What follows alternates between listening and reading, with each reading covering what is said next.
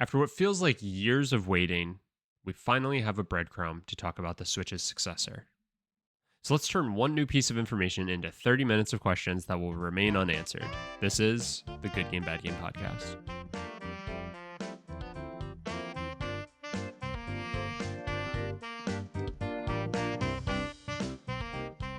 Hello, everybody, and welcome back to the Good Game, Bad Game podcast. I'm your host, Spencer. With me is a man who I imagine is unbothered by Pack and Wonder hourglasses. It's my co-host, Mike. Mike, how do you do it? Stay humble. Just what? What? I wouldn't call myself humble. I would call myself oblivious. I was gonna say maybe a little Patrick from SpongeBob. Yeah. So fill me in under a rock. Yep. My rock is open. I'm sticking to the top. I got no pants on. Well, Patrick wears pants. Yeah, but sometimes he's always shirtless. He was. You got your nips out. Yeah, but like no. You have your nips out. Okay. Splattered on the rock. Nips are out. Wearing swim trunks. Very chafed. But you're rocked up. But you're bricked up.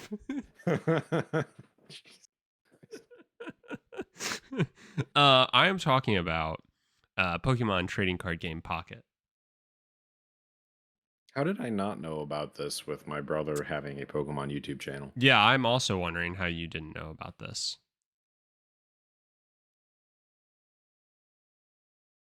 Can I say? Have you seen this? Have you heard about this? Run it by me again. What is it? So what there's is it called? So the Pokemon trading card game Pocket. I know about that. Did you say something about glasses? Yeah. Hourglasses. Okay. So every 12 hours you can open a pack. Okay. And every 12 hours you get a Wonder Pick energy back.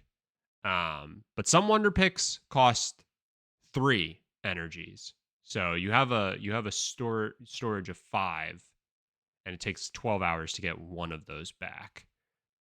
Okay, you with me so far? Okay. If you have Wonder Pick or Pack hourglasses, you can speed up. Classic mobile game, right? In-game currency that allows you to speed up timers and such, right? Sure. Well, and then I don't know if you've ever had the experience of opening a Pokemon pack, Mike, but it's a lot like doing crack cocaine. And so everybody wants these hourglasses, and you sometimes earn them for doing your daily logins and stuff like that. And at the end of the day, you just want to open more packs. So you want those hourglasses to be able to open the packs. Anyway, what have you been playing, dude?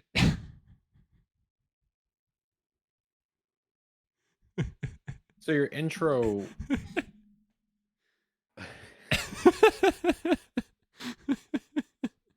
Your intro is just acknowledging the fact that I just...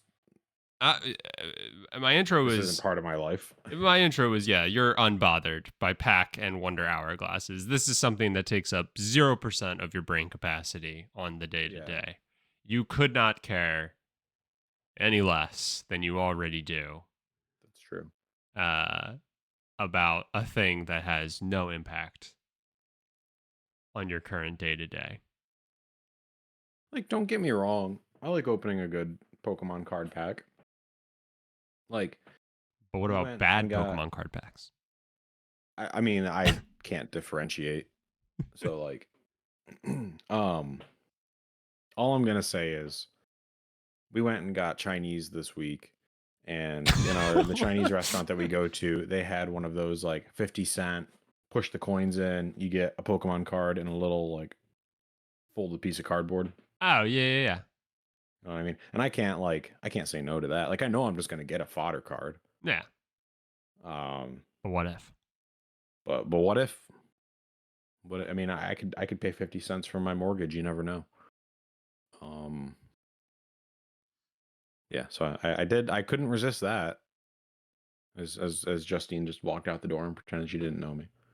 It's like, Mhm. what am I gonna Mhm. do with I there's this is, I think, one of my biggest signs of privilege. Your skin color? Boom. Fucking roasted. I said one of, Oh, sorry. and this relates to that. Sorry, I interrupted you because I'm a man. Yeah, well, and now you're explaining to me why you interrupted me, as if I didn't already know. Anyway, I hate pocket change. Okay. I will do anything in my power. I'm a very good tipper because I will I not didn't be burdened by pieces of metal in my pocket. I didn't say you weren't. Yeah, no, I'm with you. I'm rocking with you. So if you have change and you see an opportunity to offload it, outside of literally throwing it in the trash, you're gonna find a way to use it. Yeah. Oh yeah. I like we also the same day went to the movie theater, and our movie theater is in a mall that is somehow still open, but there's literally like, Just a movie okay, theater. it's a movie theater, and the movie theater is like $8 per person, Yep. and we were the only two people in this movie. Yep. Yep. So that was kind of sick. And the screen is small, and it's still like the old like foldable seats Yep. that you barely fit in. But it's awesome. It's perfect. It's all we need. We go to this is only in the 10 years that Justine and I have known each other. This is only the second movie we've gone to together. Very nice. And outside the movie theater, there's like an arcade, and it's got like those like quarter machines, and you like turn it and you get like a handful of Skittles or Nerds or whatever. And I really don't eat candy like that. Hmm. And I was like, I could eat candy so I don't have to keep this change in my pocket. I imagined when you said that there was one of those machines for like quarters. I was really hoping you were going to say it was like one of those rocket ship things that you then get in and ride and it just like kind of shakes you around. I was really hoping that's where you were going. Well, Um I'll do that next time. and then I was hoping you were going to explain that you did it while Justine left and pretended not to know you again. But Yeah. yeah, we'll work on your storytelling.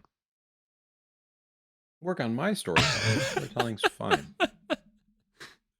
I give way more detail than anybody ever asked for.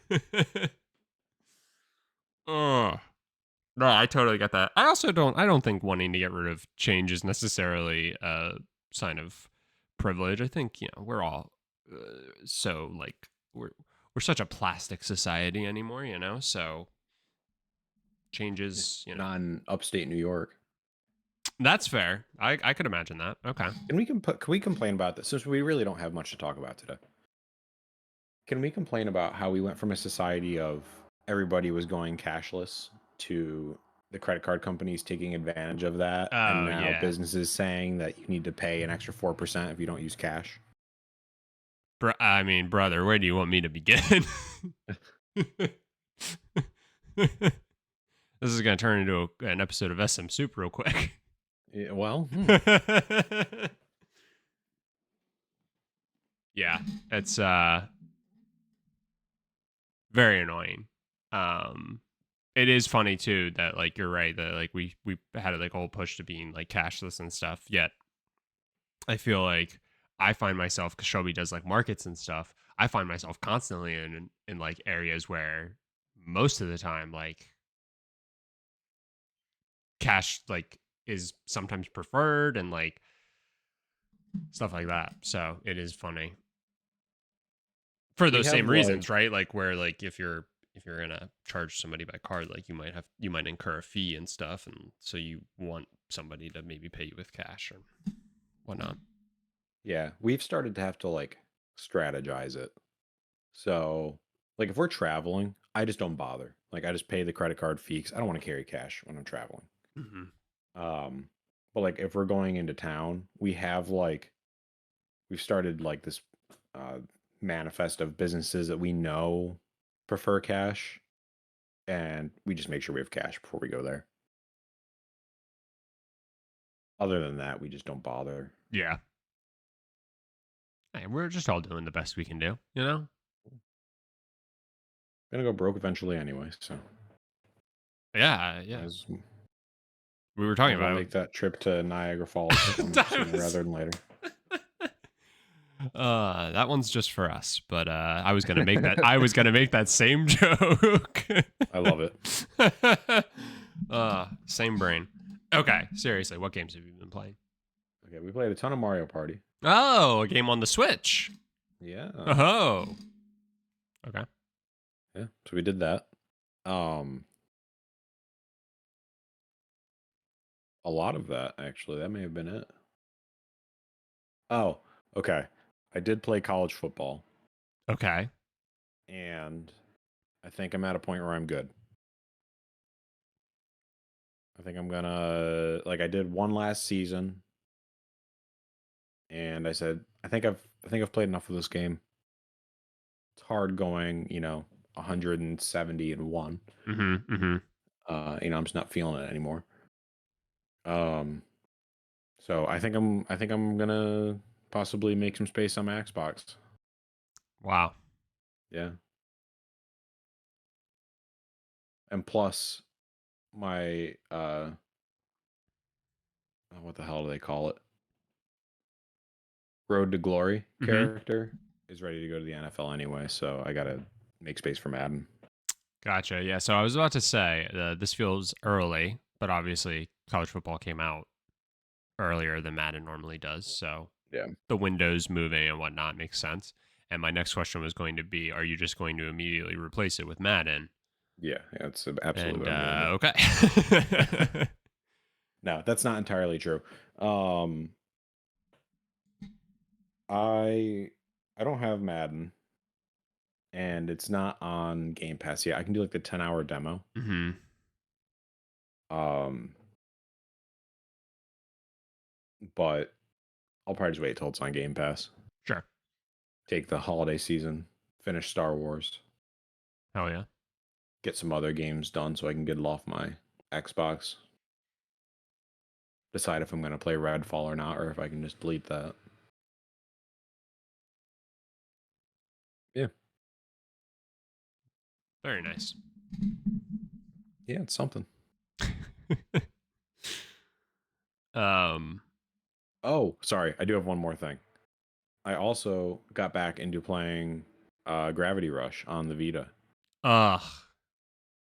I was doing some maintenance, and that was the night I texted you saying the memory card that had Gravity Rush on it was corrupt. Ugh. But thankfully, I had the automatic save back up to PlayStation Plus on, Oh, nice. so I didn't lose. I didn't really lose anything. Um, and fortunately, it was only like a 16 gig card, which like sucks because those were expensive back in the day and probably impossible to find now. I don't know. I gotta look Eh, back, but I feel like I bought one. What do I feel like I bought one not that long ago, and it actually wasn't too bad. Like I it feel wasn't like like one of those there. things where it's been so long, so it now starts to like bloat even further past. Like I feel like it one wasn't that hard to find, and two wasn't egregiously expensive. Like probably was actually cheaper than what it had been. But I don't know. Don't hold me to that. I mean, there's a used one on Amazon. There's a couple used ones.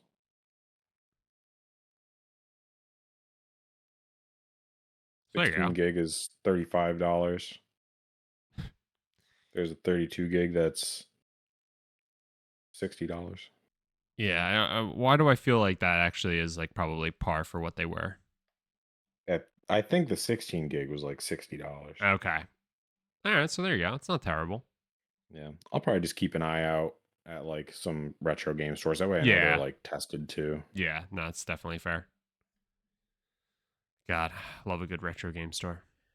Yeah, my brother, you know that Just Press Play Mm-hmm. place, and they apparently had like a warehouse sale. And my brother texted me asking if I was looking for anything. And apparently the game selection was pretty narrow. Mm-hmm. But they had ton of like new in box like consoles and accessories and stuff. And I told him, I'm like, hey, if you see any like genuine GameCube controllers, let me know. Mm-hmm. And they had the Dolphin Blue one, No way. new in box, apparently from Germany. I texted him. I said the Z button's gonna be wild, but um, yeah, I texted him like I think it was $70 or something like that. Uh-huh. I said, that's steep, but also like I pay more than that for a modern controller. Yeah. It's new in box. Yep. I would get the joy of unboxing a GameCube controller, like something a feeling I haven't felt in 25 years. Mm-hmm. Not quite, but 23 years. And I was like, would I be able to get myself to unbox it?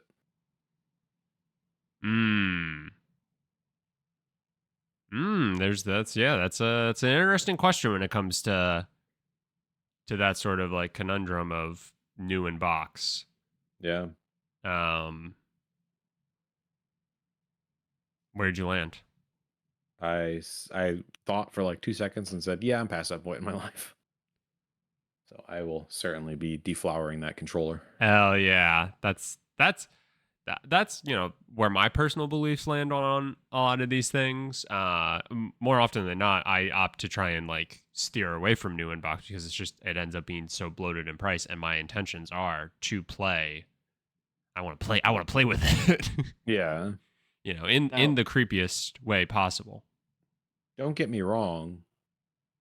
My millennial tendency of keeping the box will still certainly exist. Oh yeah, you never know when you're going to need it again, especially if like a move happens. You're going to want to put the controller back in that box. Yeah, I'm with you. As I look around my office and see all these boxes, I'm rocking with you. When you said that they were doing like a warehouse sale and your brother texted you to see if you wanted anything and so on, I was doing the John Travolta of Pulp Fiction, like hands raised, looking around. I know. I realized. I don't know if it inflected in my voice, but I got halfway through that story. I'm like, oh my god, I hope this is gonna hear about this. No, that's fine. Not. No, I mean, I probably wouldn't have thought to text you or him about it. So.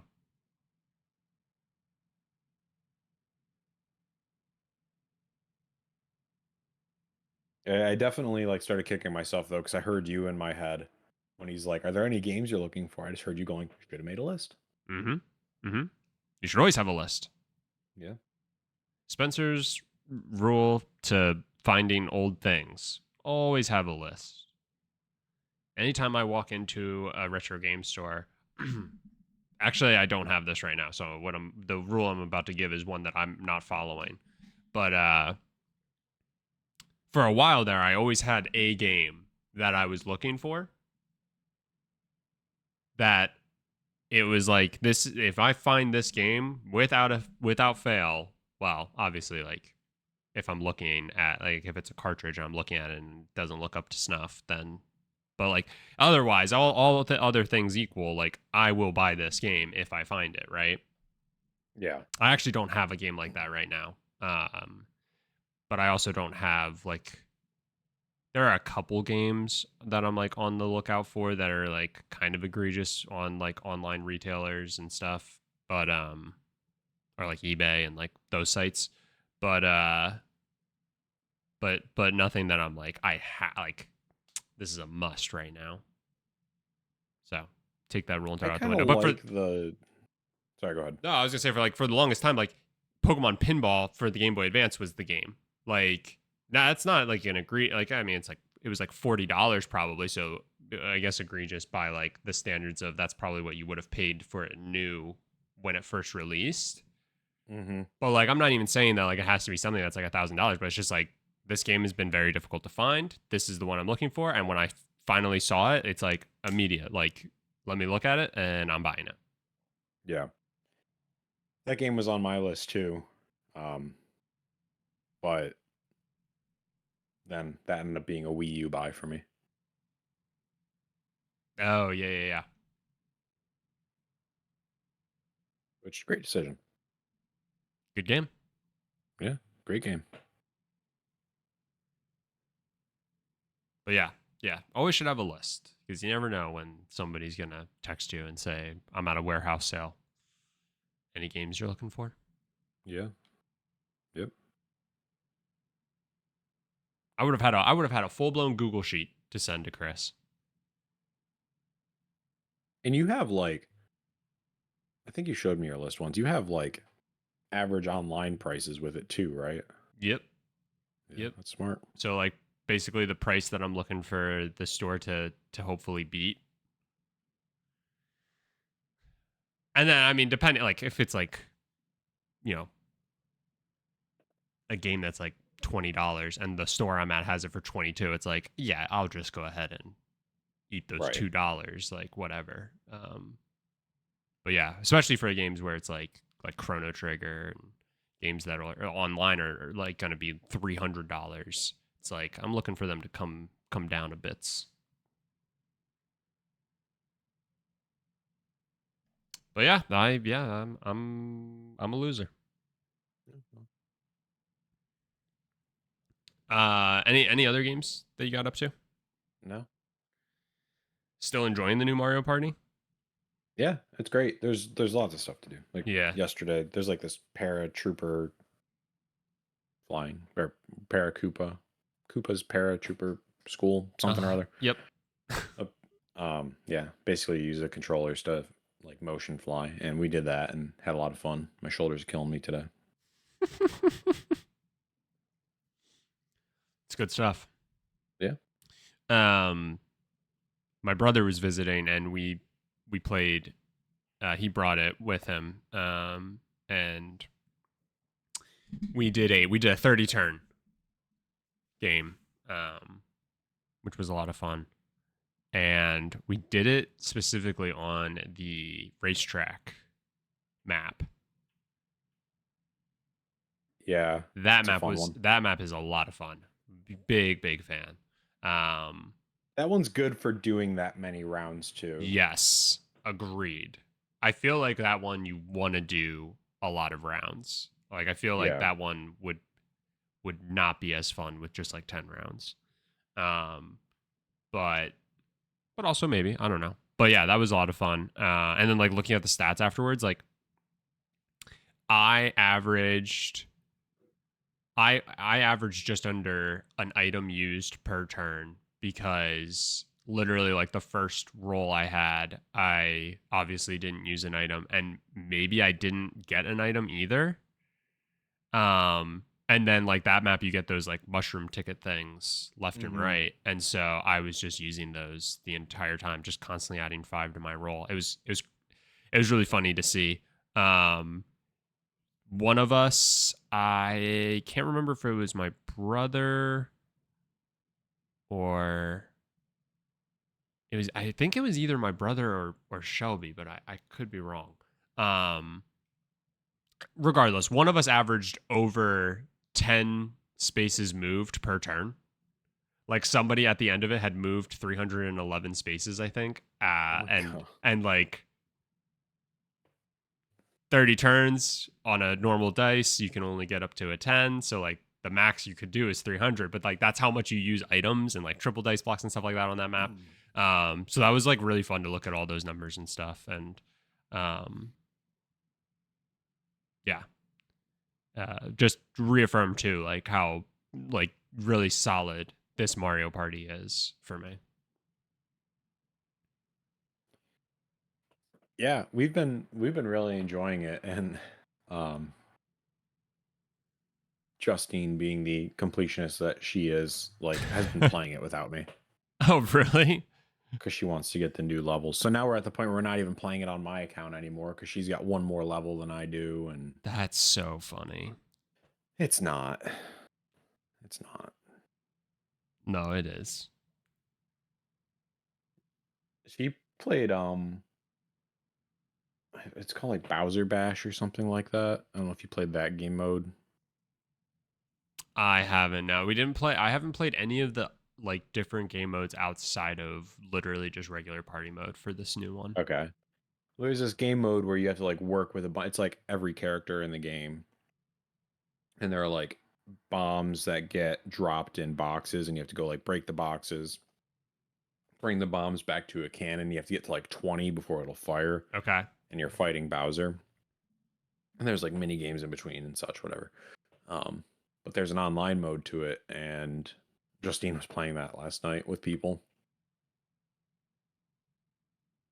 I'm like, she's a bigger gamer than I am. I couldn't tell you the last time I played a game online, like with random people. Yeah. Yeah, she's brave.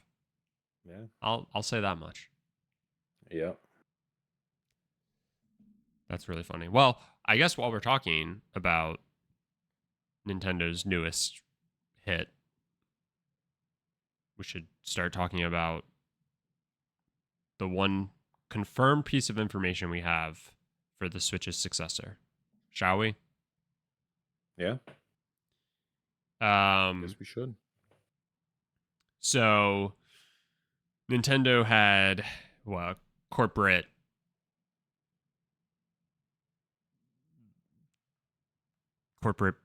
briefing, corporate, I don't know, it's not like an earnings report.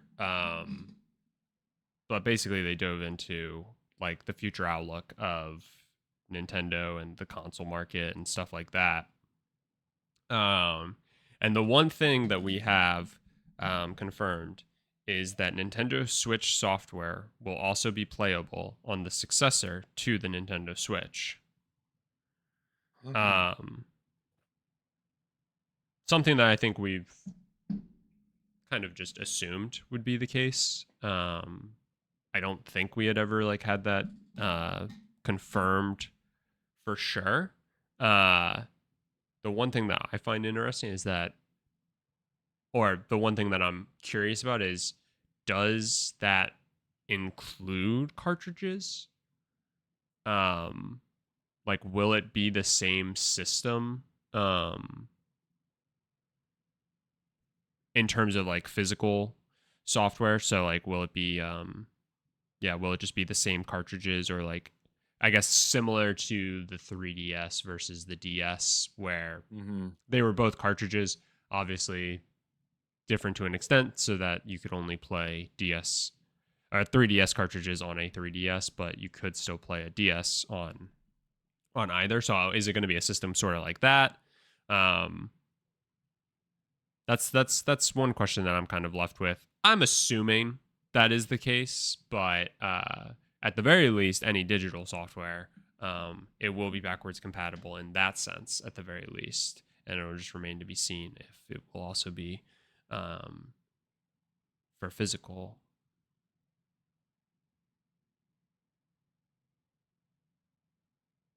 Yeah, I'm sure the cartridge system will be the same. I think we're like obviously in a different world than we were in with the 3DS. Like, I don't think there's going to be like a little tab that sticks out that keeps you from putting a 3DS game in a DS. I think it'll all just be software locked. Yeah, I think that would make sense. But I imagine the cartridge system will stay exactly the same.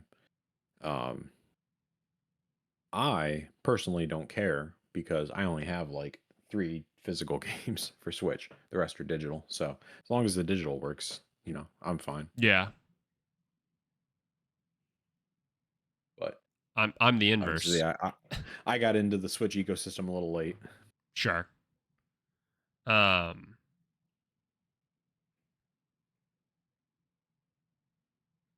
I would imagine it'll just be, like you said, tied to software. But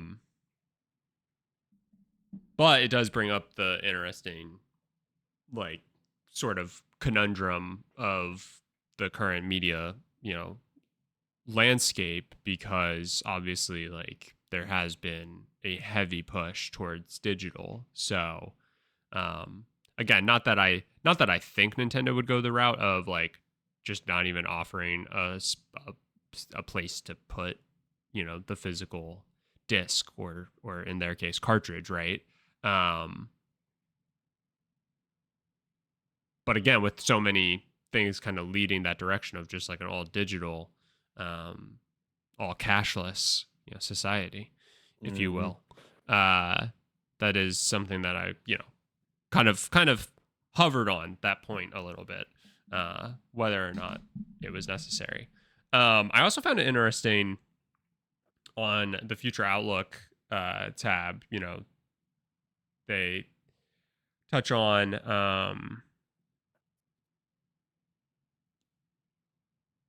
in like the Nintendo account, value added services, and they have like the integrated hardware, software with the Nintendo Switch for 2017, and then they say integrated hardware, software, successor to the Nintendo Switch, and they just have 20 and then XX. I just find it very interesting that like they're still not committing to like when this thing is going to actually officially come out. Like that is how little we have moved the needle on progress towards like knowing information about like the Switch and its successor. And I just find that like really funny. Like I think we all feel very confident that we can pencil in it's going to release next year, but it's also November and we don't know that for a fact. And for you know everything that they've been doing, they're remaining pretty steadfast on not giving us that confirmation. And I just find that to be very, very funny. I kind of wonder if they were waiting for the US election to finish. 'Cause obviously, trade has been a hot topic, and they Mm-hmm. kind of just wanted to be sure on what things were going to look like, you know, come time to launch. Especially when there's so much how do I want to phrase this? There's just a lot of controversy in what chips are in what devices. Yep. Um I imagine. Do we was it confirmed that they're using an AMD chip this time, or were they using another NVIDIA one? I don't know if that's been confirmed. I mean, like Okay. there was that air quotes leak that happened a couple of weeks ago where they had like images of what it's like roughly going to look like, which it looks like it's going to look like the Switch. Yeah. Um, and they might have said like what the specs and stuff like that are going to lean towards, but I couldn't tell you, and I again don't think like any of it's technically been confirmed by Nintendo at this point. Yeah. Yeah, I don't know. I you know, to me that's kind of what it feels like. So maybe I'm sure they had a playbook for either outcome. So Yeah, hopefully that means they'll start moving in one of those directions. yeah, I think that is a fair consideration. Um, I also found it interesting. I'm just trying to pull this up. They also included like a breakdown in terms of series growth. Um, and I don't know, like for a fact if um, them leaning on these numbers necessarily means anything, but they break down how series titles for Pikmin, Kirby, Metroid, and Xenoblade Chronicles specifically did on the Wii U, and the Nintendo 3DS. And then they have a breakdown of how those titles did, um, those series titles did on the Switch. And I think like in most of these, it looks like 3 to 5 times, um, the sales numbers on the Switch versus that of the Wii U and 3DS titles. And I just found it interesting that they're like specifically drawing attention to Pikmin, Kirby, Metroid, and Xenoblade Chronicles. I'm wondering if this is like going to be a commitment. Obviously, we know we do have another Metroid game coming, but I wonder if this is like, um, a commitment to like continuing to work on these titles and like within these series, because they have seen that like no, these things can actually do well when they're, put on a system that, generally speaking, like a widespread population has access to and enjoys.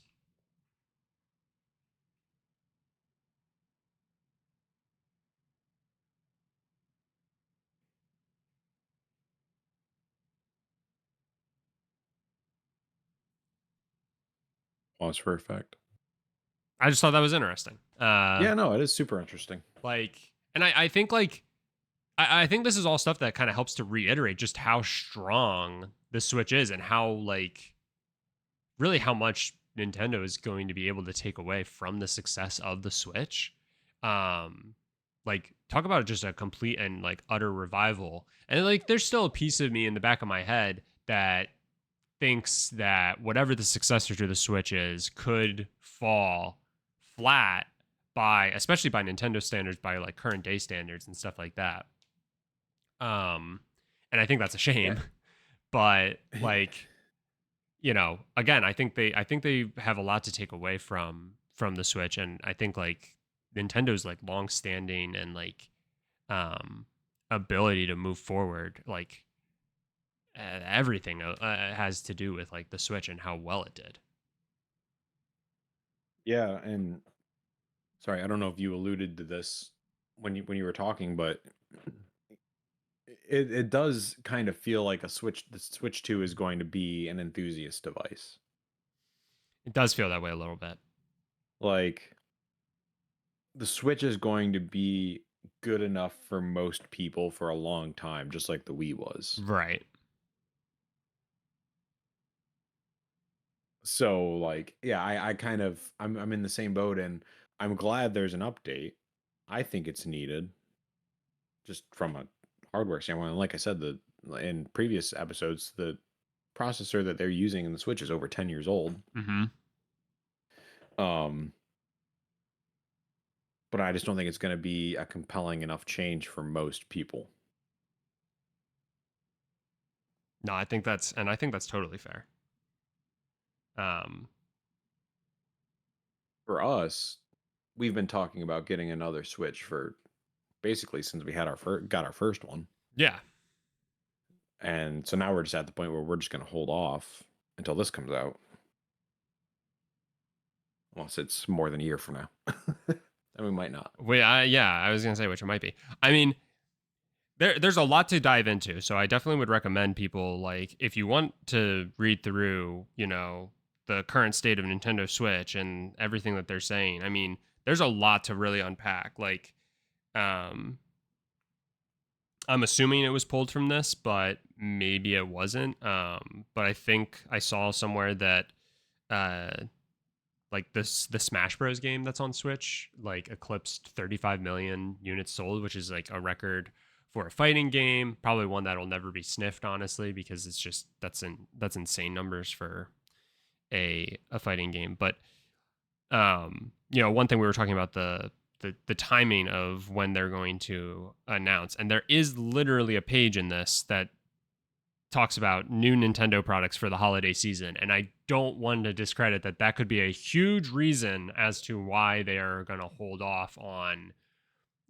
any sort of like confirmed dates and confirmed just information in general around when this thing's going to come. Because we know the Switch released in March of 2017, right?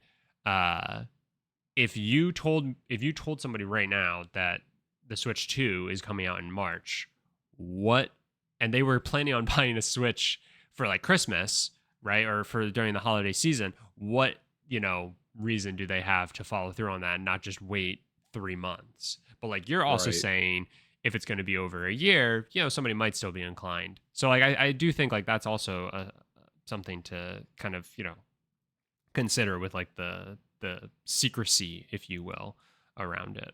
Um,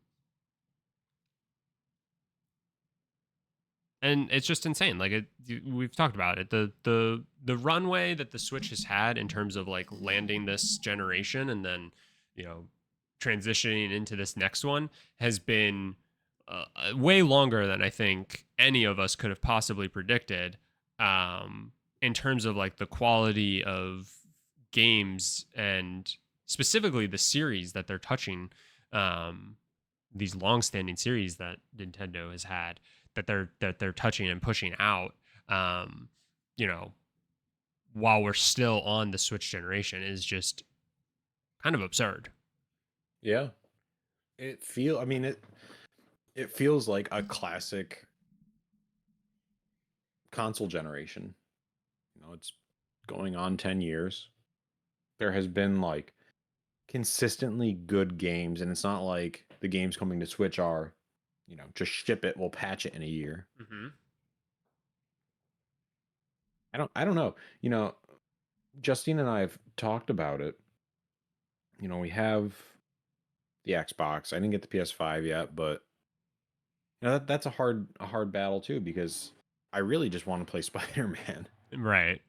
So it's like, well, shit, do I just buy Spider-Man and like go to my brother's house for a day? Because God knows I'll beat it in a day. I was gonna say Hey, you want to take a long weekend? Come on down. I'll set you up on the Yeah. couch. You can play Spider Man. Yeah. I'll bring you snacks and drinks and whatever else you might need. I mean, hell, I could just buy a portal and connect it to your PS5. There you go. Then I don't have to see you. Or I could ship you my portal. Oh, there you go. I'm trying to figure out the best cost, cost Yeah, yeah, effectiveness of yeah, this. yeah. Makes sense. No, but Um, we're talking about like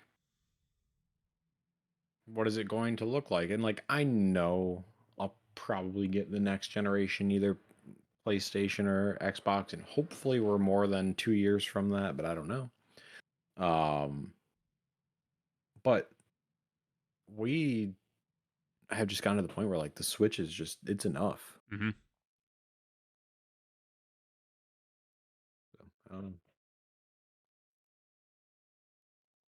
Yeah, I mean, I think it'll be an opportunity for enthusiasts to upgrade, or just anybody who's had a Switch basically since launch, right? To just upgrade. Yeah. The fact that it's backwards compatible, right? Like if you're not a, you know, gaming technology electronics hoarder like myself, like you could just see this as like a prime opportunity to just trade in and trade up, like and you have the better specs and all that stuff. My guess is like with how this generation has gone so far for PlayStation and Xbox at the very least, my guess is that there's going to again still be a fairly long trail in terms of games that are playable on both for the time being.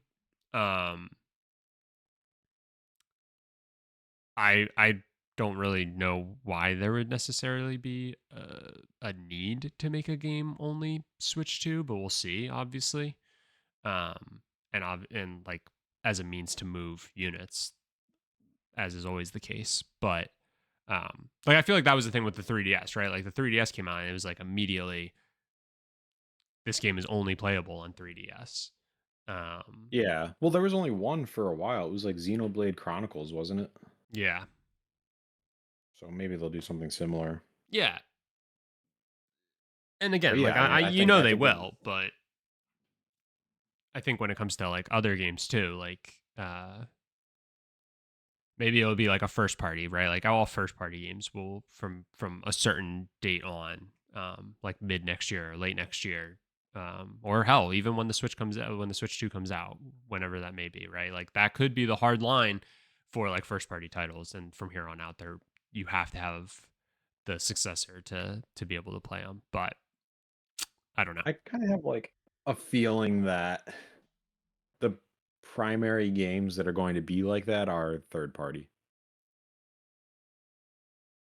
Like I I don't know. Are they gonna put like oh hell, what was like the game of the year 2 years ago? I have Demon Souls stuck in my head, but that's not it. Elden Ring. Elden Ring, thank you. I Like, got are you. they going to bring Elden Ring to the Switch, but only the Switch 2? Right. Maybe. Yeah, maybe. because Switch probably can't handle Elden Ring. Exactly. Um. Not exactly the route I want to see them take, but Yeah, but it's like certainly it's certainly at least understandable, I think, with Nintendo and their software and whatnot. Like we've talked about it plenty that like it's old, right? Like the pieces that make up a Switch are old mm-hmm. to begin with. So,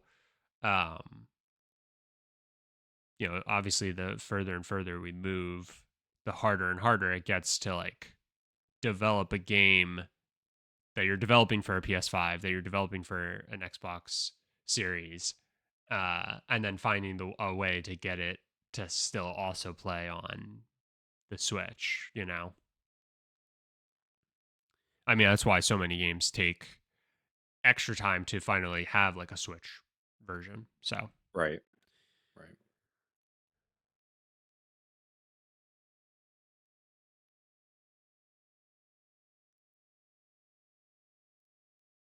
very interesting. I'm looking forward to obviously whenever we do get more information, as is always the case. I look forward to that day. But I wouldn't be surprised if we don't really find out anything until, I mean, hell, like January. Um, and then at that point, like I kind of find it hard to believe that the window would be the same in terms of release as the original Switch. Like I find it hard to believe that we wouldn't get all the confirmed details until January and then it would release in March still. But I don't know. Yeah, it's hard because it's one of those things where like you should at least give people a heads up of what the price is going to be Mm-hmm. pretty well in advance. Like I honestly don't think the specs are going to make or break whether or not people buy this. I would agree. Um yeah, I don't know. I would be interested to see if they just say like, hey, it's going to be in this price range. And that way when they want to finalize the details, let's say January, they can be like, oh yeah, and it's coming out in March. Hopefully you saved the price range that we gave you. It'll be interesting.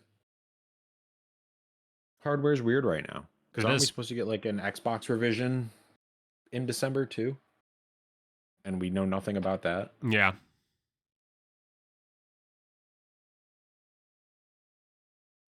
And I don't think there are any like events on the books for Xbox.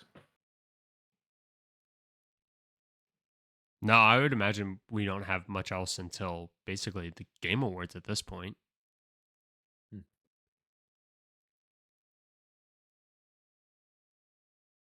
Maybe they'll just hot drop it there. Maybe. Maybe. Like E3 of all.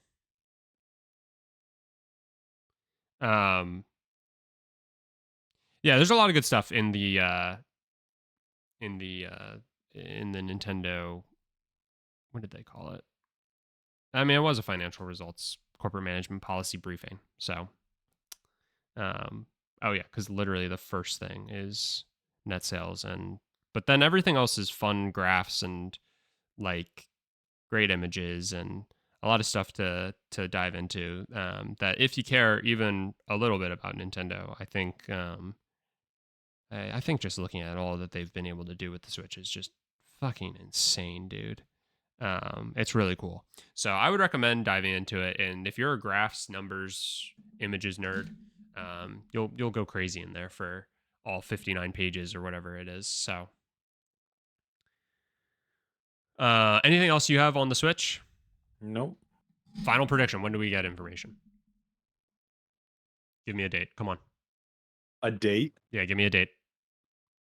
Um, 5, 4, hold on, I gotta look 3. at a calendar. December 3rd. December 3rd, a Tuesday. Isn't it? Are you fucking high? I'm going to say January.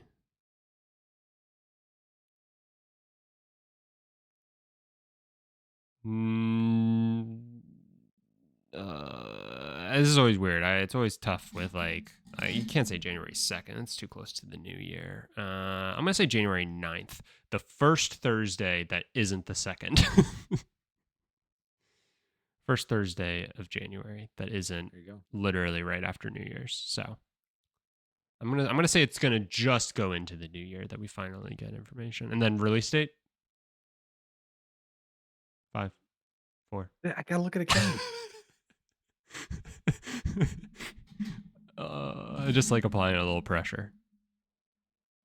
April 22nd.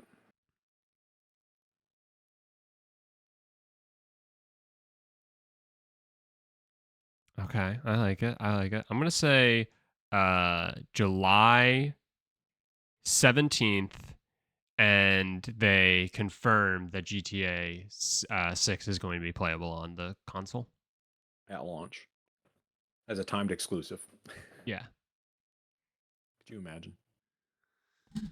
No, at launch of GTA 6, it'll also be releasing on the Switch too.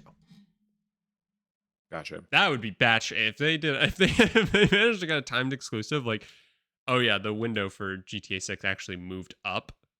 That would be crazy. To a line. That would be crazy. Yeah, but only on Switch 2. It would still have the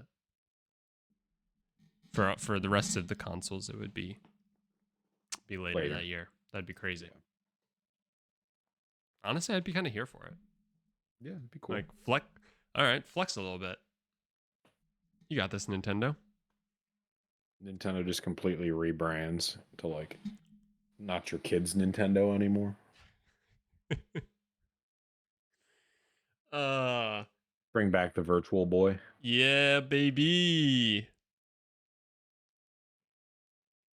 All right, well, we'll see if those dates end up being right. I didn't write them down, so no matter what, it doesn't matter. We can just claim we were right. Yeah, that works. Cool. All right. Well, that does it for this episode. I kind of mentioned it there for a second and then had the realization that we're getting close to Game Awards season. So the typical, breaking down the nominees, giving our, expectations on who we think is going to win. Then we're going to obviously have the show to break down the show, and then we're also towards the end of the year, so inevitably we're going to do 2024 just retrospective in terms of gaming and all that has happened and stuff like that. So you can look forward to all those things coming obviously soon. As always, thank you so much for listening. If you could leave us a rating or review wherever you do listen to the podcast, that would also be greatly appreciated. And most importantly, if you could share the podcast with a friend to help us out. Other than that, we will talk to you next week.